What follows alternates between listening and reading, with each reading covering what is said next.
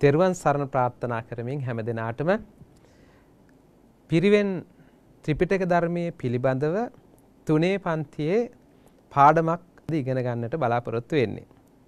ඉතින් ඉගෙන ගන්න අපේ චූටි හාමුදුරුවෝ වගේම අපේ පුතාලත් ඒ වගේම මෙහෙණි ආරාමවල අධ්‍යාපනය ලබන නැත්නම් සීල මාතා ආරාමවල අධ්‍යාපනය ලබන අපේ සීල මාතාවන් ඒ වගේම දුවරුත් ඉන්නවා. මේ හැම දිනාටම අද ඊටමත් වටිනා පාඩමක් තමයි කියලා දෙන්නට බලාපොරොත්තු වෙන්නේ. තුන්වෙනි පොතේ තියෙන 26 වෙනි පාඩම. පාඩම වශයෙන් ගත්තම 26 වෙනි පාඩම ඉතින් අපිට එක දවසේ ඔක්කොම කතා කරන්න බැරි වෙයි. හැබැයි අද ගත්තොත් එහෙම ඒ පාඩමේ මාතෘකාව අපි ගත්තොත් එහෙම චතුරාර්ය සත්‍ය හැඳින්වීම පිළිබඳව තමයි අද ඉස්සලම කතා කිරීමට බලාපොරොත්තු වෙන්නේ. ඉතින් මේ චතුරාර්ය සත්‍ය කියන කොටස අපි ගත්තොත් එහෙම මොකද්ද මේ චතුරාර්ය සත්‍ය කියන්නේ? චතු කියන්නේ හතර.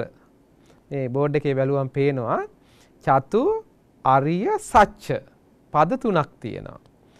චතු කියනවා හතරට.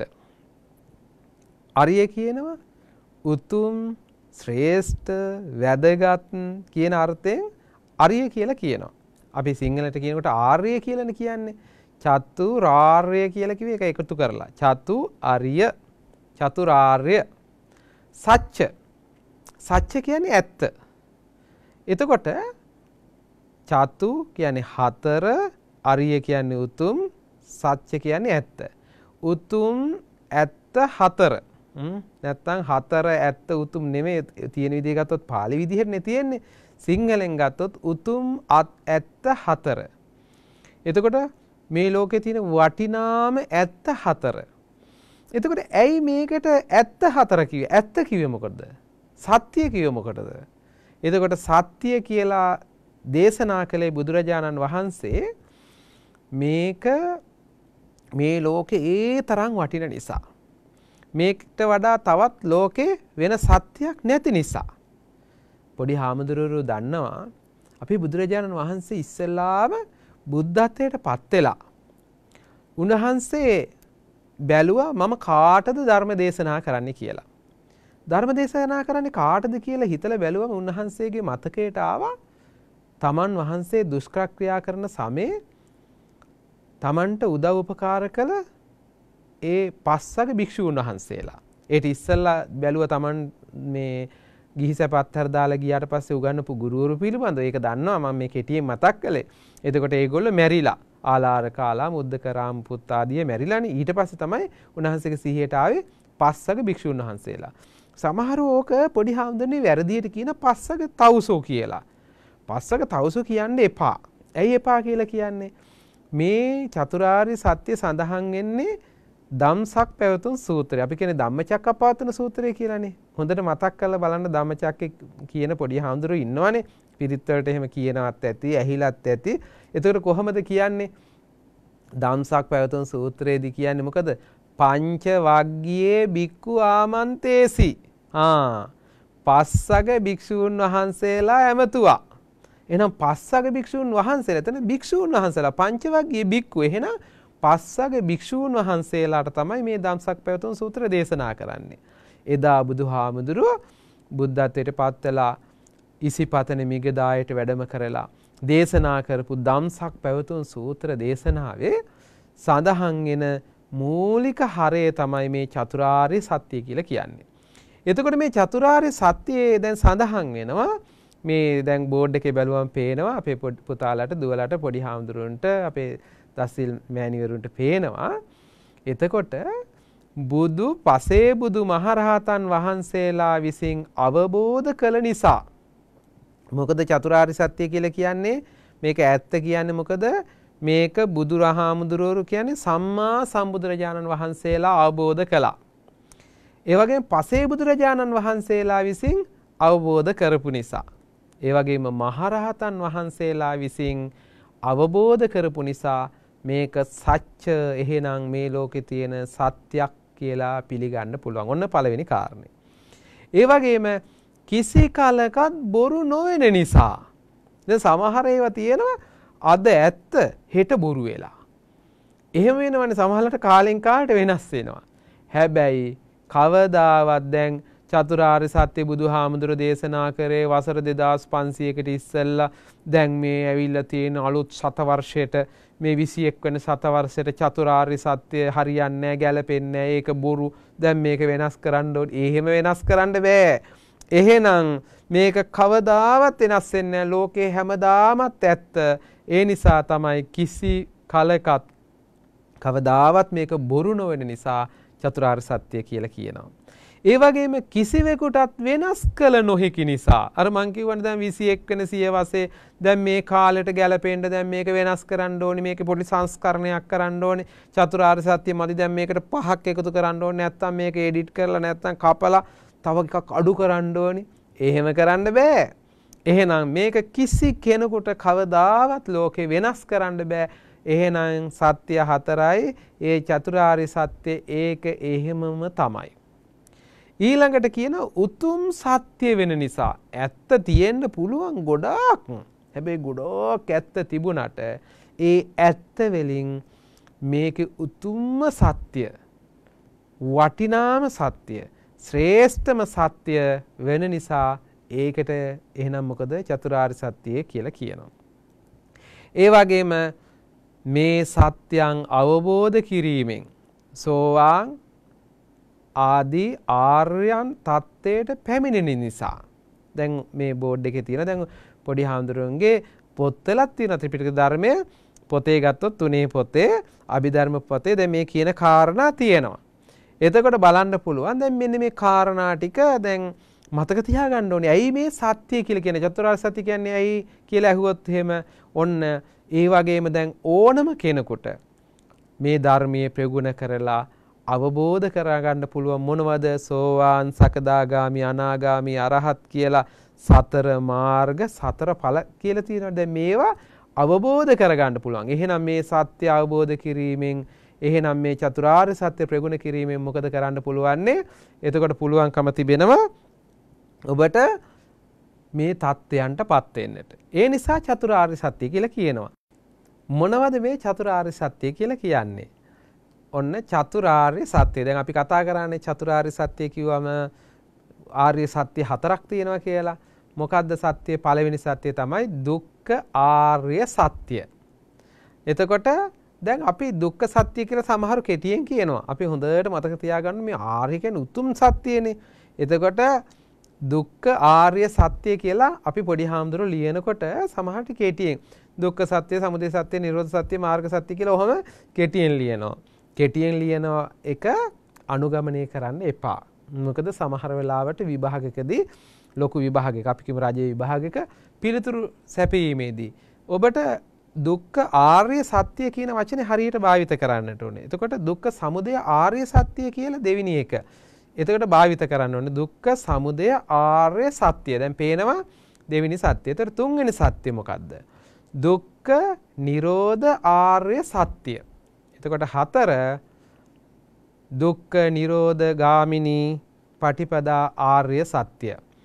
එතකොට දුක්ඛ ආර්ය සත්‍ය, දුක්ඛ සමුදය ආර්ය සත්‍ය, දුක්ඛ නිරෝධ ආර්ය සත්‍ය, දුක්ඛ නිරෝධ ගාමිනී පටිපදා ආර්ය සත්‍ය කියලා සත්‍ය හතරක් තියෙනවා. ඉතින් අපි ඔය පිළිබඳ කතා කරමුකෝ ඉදිරියට මොනවද කියලා.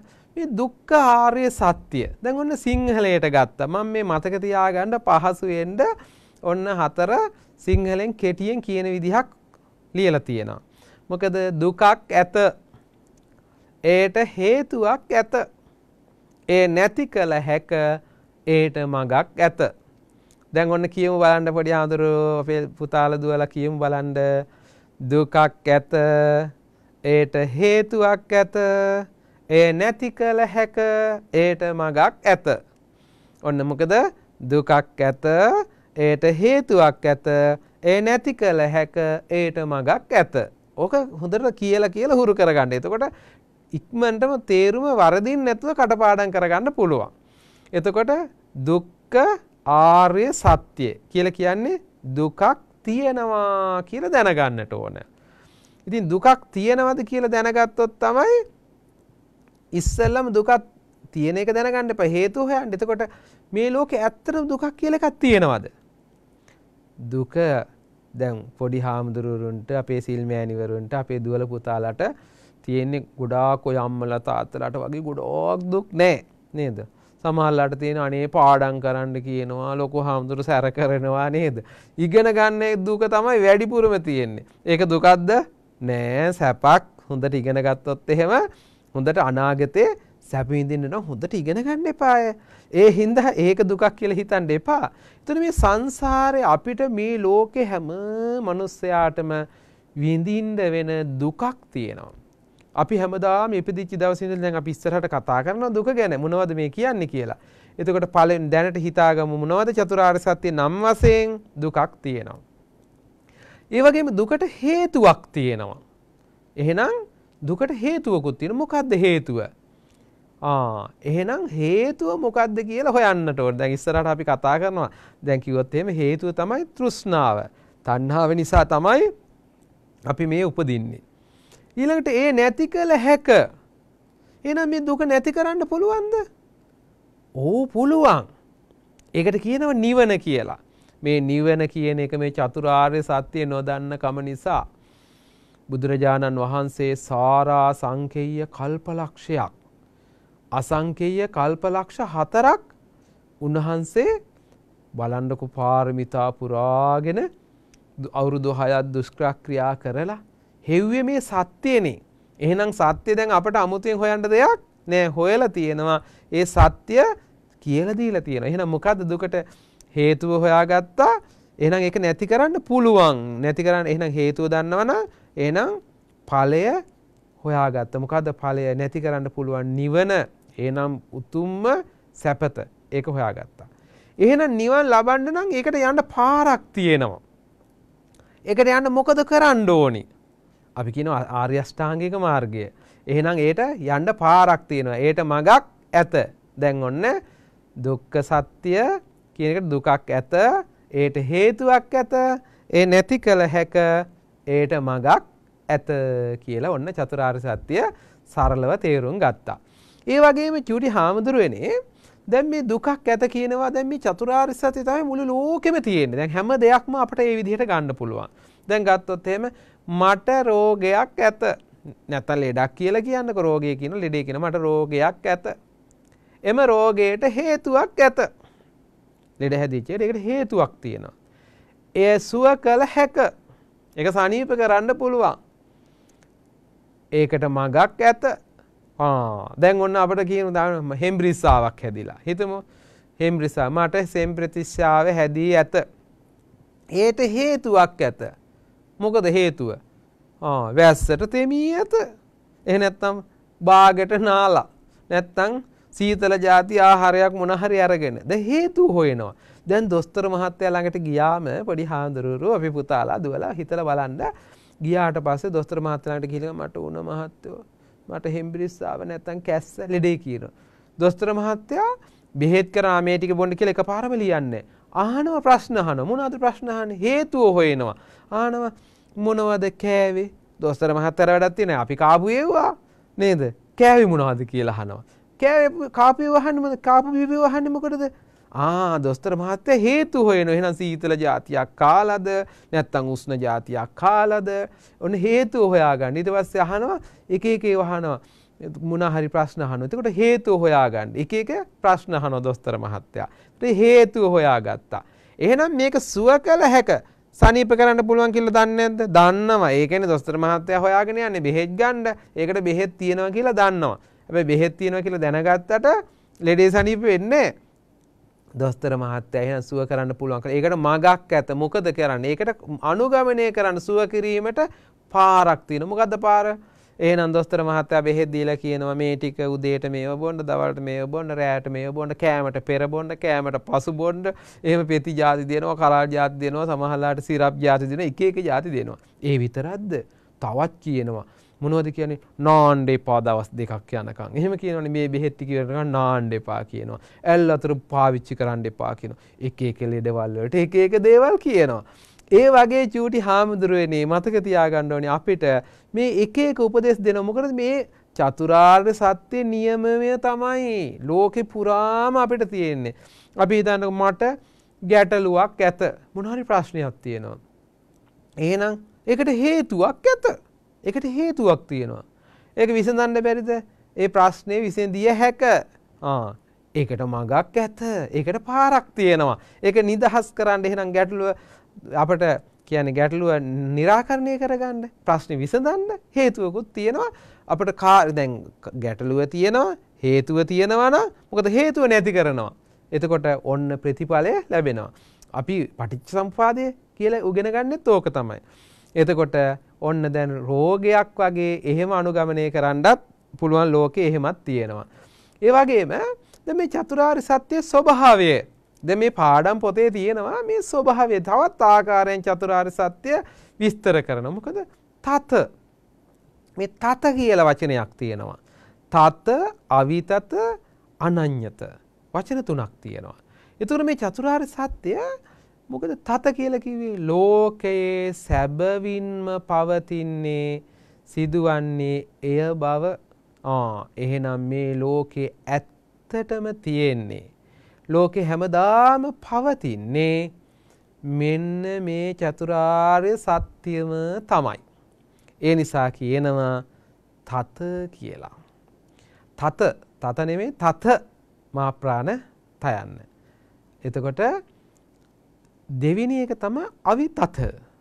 අවිතත කිව්වේ කිසි විදිහකින් එය එසේ නොවේ යයි ඔප්පු කළ නොහැකි බව. එහෙනම් මේක ඔහොම නෙමෙයි කියලා කොච්චර තර්ක කරලා මොන කම්පියුටර් ගෙනල්ලා මොනව ගෙනල්ලා ප්‍රොජෙක්ටර් ගෙනල්ලා මොන කාරණා කියලාවත් මොන තාක්ෂණය යොදලවත් මේක ඔහොම නෙමෙයි චතුරාර්ය සත්‍ය වෙනස් කියලා කාටවත් ඔප්පු කරන්න විදිහක් නෑ. හැමදාම ලෝකේ පවතින සත්‍යම තමයි මේක. මේක මේ බෞද්ධයන්ට විතරක් උරුම වෙච්ච එකක් නෙමෙයි දුවේ පුතේ මතක තියාගන්න. මේ ලෝකයට බුදුහාමුදුරු ධර්ම දේශනා කරේ ලෝක සත්‍යයට. ඒතකොට ලෝක සත්‍යයට දේශනා කරාම ලෝකයාටම පොදුයි. කවුද? ඒතකොට ඇමරිකාවට එකයි, කැනඩාවට එකයි, එංගලන්තයට එකයි, ජපානට එකයි, ඕස්ට්‍රේලියාවට එකයි, ශ්‍රී ලංකාවට එකයි එහෙමද නේ? බුදුහාමුදුරු ඉන්දියාවේදී ඒ දේශනා කරපු බණ අපිට දේශනා කළා වගේ. බලන්නකෝ. එතකොට අවිතත ඒක කිසිම විදිහකින් කාටවත් වෙනස් කරන්නට හැකියාවක් නැහැ. ඒ නිසා කියනවා අවිතත කියලා. ඒ වගේම අනඤ්‍යත. අනඤ්‍යත කියලා කිව්වේ ඒ ආකාරයෙන් මිස වෙනත් ආකාරයකින් නොපවතින නිසා. ඔන්න ඒක එහෙම්මම තමයි. ඒක වෙනස් වෙන්නේ නැහැ. ඒක මේ විදිහට නෙමෙයි. දැන් චතුරාර්ය සත්‍යම තමයි. ඒ වුණාට ඔක ටිකක් මෙන්න මෙහෙමයි කියලා එහෙම වෙනස් කරන්නට හැකියාවක් නැහැ. ඒ නිසා කිව්වා අනඤ්‍යත කියලා. ඔන්න විශේෂතා තුනක් මේ චතුරාර්ය සත්‍ය තුළ තියෙනවා. එතකොට මේ චතුරාර්ය සත්‍යයේ ස්වභාවය තව විදිහකින් අපේ බණ පොතේ විස්තර කරලා තියෙනවා. පවත්ති, පවත්තක, නිවත්ති, නිවත්තක. ඔන්න වචන හතර මතක තියාගන්න ඕනේ. මේවා හොඳට මතක තියාගන්න ඕනේ. ත්‍රිපිටක ධර්මයේ පොතේ තියෙනවා. මේ පාඩම අහගෙන ඉන්නකොට ඉතින් පොත පෙරලා ඉන්න ඕනේ නෑනේ. ඔන්න පොත බලනකොට ආපහු මතක් වෙයි. පවත්ති, පවත්තක, නිවත්ති, නිවත්තක. ඔන්න වචන හතර කියමු තව සැරයක්. පවත්ති, පවත්තක, නිවත්ති, නිවත්තක. පවත්ති කියලා කිව්වේ ලෝව හැමදාම පවතින ස්වභාවය දුකමයි. එහෙනම් යනු ලෝව පවත්නා සැබෑ ස්වභාවය එනම් දුකමයි. එහෙනම් පවත්ති කියලා කියන්නේ දුකට කියන තව නමක්. මේ ලෝකේ හැමදාම ඒ විදිහටම දුක පවතිනවා. එහෙනම් පවත්ති කියලා කිව්වේ ඒ නිසා. ඒ වගේම පවත්ති පවත්තක. මොකද පවත්තක කියලා කිව්වේ? පවත්තක කියලා කිව්වේ දැන් එම දුක පවත්නා හේවත් ඒ දුක ඇතිවන්නේ කුමන හේතුවක් නිසාද යන බව. එහෙනම් මොකද්ද මේ කියන්නේ? පළවෙනි එකෙන් කියන්නේ දුක්ඛ සත්‍ය. නැත්තම් අපි කියන්නේ දුක්ඛ ආර්ය සත්‍ය. දුක්ඛ ආර්ය සත්‍ය තමයි පවත්ති කියලා කියන්නේ. දැන් ඔබෙන් ඇහුවොත් එහෙම චතුරාර්ය සත්‍යයට තවත් නමක් කියන්න කියලා. චතුරාර්ය සත්‍ය නම් කරන්න. නම් කළා. මොකද්ද? දුක්ඛ ආර්ය සත්‍ය, දුක්ඛ සමුදය ආර්ය සත්‍ය, දුක්ඛ නිරෝධ ආර්ය සත්‍ය, දුක්ඛ නිරෝධ ගාමිනී ආර්ය සත්‍ය. එතකොට පටිපදා ආර්ය සත්‍ය, දුක්ඛ නිරෝධ ගාමිනී පටිපදා ආර්ය සත්‍ය. එතකොට මේක කියනකොට දැන් මේ හතර දන්නවනේ. දැන් වෙන විදියකින් කියන්න කිව්වොත් ඔන්න පවත්ති, පවත්තක, නිවත්ති, නිවත්තක. එතකොට දෙවෙනි එක මොකද්ද? දෙවෙනි එක දැන් අපි ඉගෙන ගත්තා. එහෙනම් පවත්තක, එහෙනම් ඒකට හේතුවක් තියෙනවා. දුකක් ඇත, ඒට හේතුවක් ඇත. තුන්වෙනි එක මොකද්ද? නිවන. ඒකට කියනවා නිවත්ති. එහෙනම් ඒ නැති කළ හැක. එහෙනම් මොකද්ද කියන්නේ? යනු එම දුකෙහි නැවැත්මක් ඇති බව හා ඒ නැවැත්ම කුමක්ද යන බව. එහෙනම් ඔන්න නිවන ගැන තමයි නිවත්ති කියලා විස්තර කරන්නේ. එහෙනම් ඒකට පාරක් තියෙනවා. එහෙනම් ආර්ය අෂ්ටාංගික මාර්ගය. එහෙනම් ඒට මගක් ඇත. අර කෙටි එක කිව්වනේ. දුකක් ඇත, ඒට හේතුවක් ඇත, ඒ නැති කළ හැක, ඒට මගක් ඇත. එහෙනම් නිවත්තක යනු ඒ නවත්වන්නා වූ හෙවත් නිවීමේ මාර්ගයට කියනවා නිවත්තක කියලා. එතකොට පවත්ති, පවත්තක, නිවත්ති, නිවත්තක කියලා ඔන්න කොටස් හතරක් තියුණා. තවත් විදිහකට ඕක විස්තර කරන්න පුළුවන්. චූටි හාමුදුරනේ දැන් ධම්සක් පැවතුම් සූත්‍රය කියනකොට ඕකේ තියෙනවා අහලා ඇති පරිඤ්ඤයං, පහතබ්බං, සච්චිකාතබ්බං, භාවේතබ්බං කියන මේ වචන ටික අහු වෙනවා. මොකද සූත්‍රය දේශනා කරනකොට ධම්සක් පැවතුම් සූත්‍රයේ මේ වචන හතර අහු වෙනවා. මේ චතුරාර්ය සත්‍යයට කියන තව නම් හතරක්. ඒ කියන්නේ දුක්ඛ සමුදය නිරෝධ මාර්ග කියලා අර කෙටියෙන් කියන්නේ. පොඩි හාමුදුරුවෝ දැන් ඔය කටපාඩම් කරනකොට ඔහොමනේ කියන්නේ ලියනකොට. හැබැයි හොඳට ලියන්න ඕනේ ඔක්කොම. දුක්ඛ සත්‍ය කියන්නේ දුක්ඛ ආර්ය සත්‍ය. නැත්තම් දුක්ඛාර්ය සම්බන්ධ කරලා සංදි කරලා කිව්වත් කමක් නැහැ. එතකොට පරිඤ්ඤයං. මොකද පරිඤ්ඤයං කියලා කිව්වේ? පරිඤ්ඤයං කියලා කිව්වේ එතකොට දුක්ඛ ආර්ය සත්‍ය සෑම අතින්ම විමසා පිරිසිඳ දැතගත යුතුය. දැනගන්න ඕනි. දත යුතුය, දැනගත යුතුය. මේක කියනවා කොහොමද? එහෙනම් දුක්ඛ සත්‍ය කියන්නේ මොකද්ද කියලා සෑම අතින්ම විමසා හොඳට පිරිසිඳ දැනගන්නවා. හරියට දුක කියන්නේ මොකද්ද කියලා හොඳටම දැනගන්න එකට කියනවා පරිඤ්ඤයං කියලා. අපි දුක ගැන ඊට පස්සේ දැන් ඊට වඩා හොඳට විස්තර කරනවා ඉස්සරහට. දැන් කෙටියෙන් අපි අද හඳුනා ගැනීමනේ කතා කරන්නේ. එතකොට මොකද කිව්වේ? දුක කියන්නේ දුක්ඛ ආර්ය සත්‍ය කියලා එකක් තියෙනවා. මොකද්ද දුක්ඛ ආර්ය සත්‍ය කියන්නේ? මොකද්ද දන්නේ? තාම ඉගෙන ගත්තේ නෑනේ. අපි කතා කරනවා දුක්ඛ ආර්ය සත්‍ය කියන්නේ මොකද්ද කියලා. දුක කියලා එකක් තියෙනවා. එහෙනම් පහතබ්බං. එහෙනම් පරිඤ්ඤයං පහතබ්බං. එහෙනම් මේ දුක්ඛ සමුදය ආර්ය සත්‍ය හේවත් තෘෂ්ණාව දුරු කළ යුතුය. එහෙනම් මේක දුරු කිරීම, එහෙනම් දුක නැති කරන්න ඕනි. දුක නැති කරනවයි කියන දුකක් ඇත, ඒට හේතුවක් ඇත. දැන් ඒ නැති කරන්න නම් හේතුව දැනගන්න එපා. එතකොට ඒක නැති කරන්න ඕනේ ඔන්න තව නමක්. ඊළඟට සච්චිකාතබ්බං. මේක අවබෝධ කරන්නට ඕනේ. මොකක්ද අවබෝධ කරන්නට ඕනේ? දුක්ඛ නිරෝධ ආර්ය සත්‍යෙහිවත් නිර්වාණය නැත්නම් නිවන තම තමන් අවබෝධ කරගන්නට ඕනේ. තමන් අත්දකින්නට ඕනේ. මේක වෙන කාටවත් පුළුවන්ද? අම්මා අපිට ආදරෙයි, තාත්තා අපිට ආදරෙයි කියලා දුවලා පුතාලට අම්මට පුළුවන් ද පුතා නිවන් දක්කන්න බෑ. තාත්තට පුළුවන් ද දුව නිවන් දක්කන්න එහෙම බෑ. ලොකු හාමුදුරන්ට පුළුවන් ද පොඩි හාමුදුර නිවන් දක්කන්න බෑ. පොඩි හාමුදුරන්ට පුළුවන් ද යාළු හාමුදුර නිවන් දක්කන්න එහෙම බෑ. එහෙනම් තම තමන් මතක තියාගන්න. දැන් විභාග ලියනකොට කොච්චර එකට යාළුවෝ හිටියට එකට පාඩම් කරාට විභාග ලියනකොට කොහොමද? තනි තනියෙන් උත්තර ලියන්න එපා. ඒ වගේ මේ නිවන් අවබෝධ කරගන්නකොටත් යාළුවෝ එක්ක හිටියට කමක් නැහැ. වැඩ කරාට කමක් නැහැ. අපි තම තමන් විසින් ඒක අවබෝධ කරගන්නට ඕන. ඒක සත්‍ය නිවන අවබෝධ කරගන්නට ඕන. ඊළඟට භාවේ තබ්බං. භාවේ තබ්බං කියලා කියන්නේ දුක්ඛ නිරෝධ ගාමිනී පටිපදා ආර්ය සත්‍ය අනුගමනය කරන්නට ඕන. ඒක වඩන්නට ඕන. ඒක ප්‍රගුණ කරන්නට ඕන. ඒ ප්‍රගුණ කිරීමට කියනවා භාවේ තබ්බං කියලා.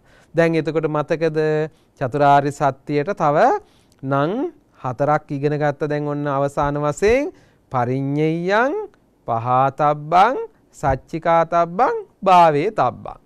දැන් ඔන්න පොඩි හාමුදුරනේ අපේ සිල්මෑණිවරු දුවලා පුතාලා ඔක්කොම දැන් හොඳට දැන් ඔන්න චතුරාර්ය සත්‍ය කියන එක හැඳින්වීම අද ඉගෙන ගත්තා.